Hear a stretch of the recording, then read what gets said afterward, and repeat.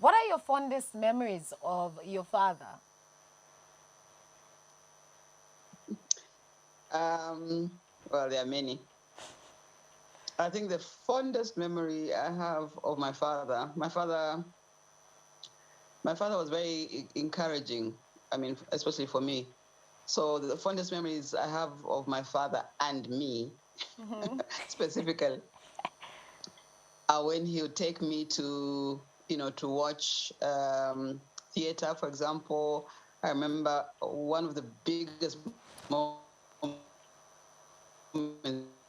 that me away is he took me to watch a big at Guinea at Hong College, and that was amazing. Many other things that he took me to the opera. He took me to like there was a gospel blues singer who came from the and I remember my dad took me to that one.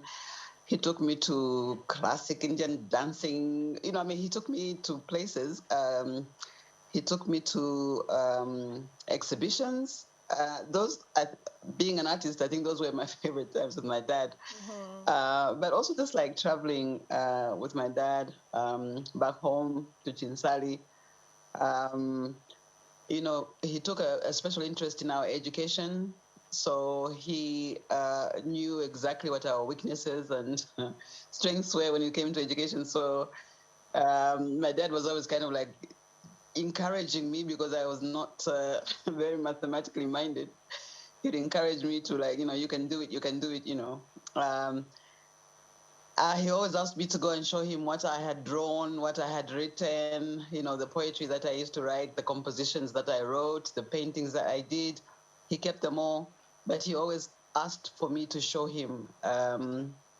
And I think just asking him about his life, when he traveled to India, how did he go? What did it feel like on the ship? Lots of fond memories. Mama, like, what did it feel like for him on the ship? I mean, this was a black man going to India in a time when, race was an even bigger playing card than what you had to offer on the table. So what was that like even just for him? I mean, what did he say about that? Yeah, it was quite an experience. I mean, this is he was actually coming from Kitwe, and I was curious, like, so how did you get to India? Did you fly? Did you go by ship? How did you go? And he said, oh no, we went by ship. They went first by train and then got onto a ship um, from Dar es Salaam, and then they sailed to Seychelles and spent some days there, and then they sailed to India. And he said, they'd go up on the deck. Of course, it was quite segregated, so they were not, with the white people.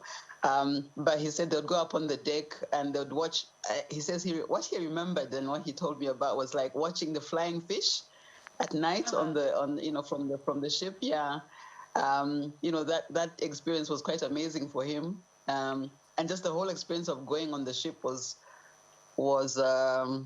it was truly amazing. But I remember the other thing that he told me about when he got to India was just seeing, for the first time, that was his first time out of Africa, and just seeing like, oh, how other people lived and all that stuff. And I remember he told me he got typhoid very soon after that and almost died. Oh, wow. But yeah, but he got into it and became the president of the African Students Union and all that stuff. So he enjoyed himself in India. Wow. But it was his first time off the continent, and so it was really eye-opening. And I think for me as well, talking to him, India influenced him quite a bit, in the way even in the way he dressed, I guess, because sometimes Yeah. sometimes he would just sometimes he just wear a wrapper, and a shirt, and we'd attend the wedding together, and people would be looking at him like, wow, why is he dressed like Wow, that? what But you wearing? yeah, my father was he was he was very very particular in terms of dress. I think India influenced him a lot because, you know, uh, Indian people are very, very much still Very dressing stylish and in their flashy. traditional way. Yes. Yeah, in their traditional way. So I think he kind of learned that, it's important as part of your identity to dress in a particular way so that people know who you are.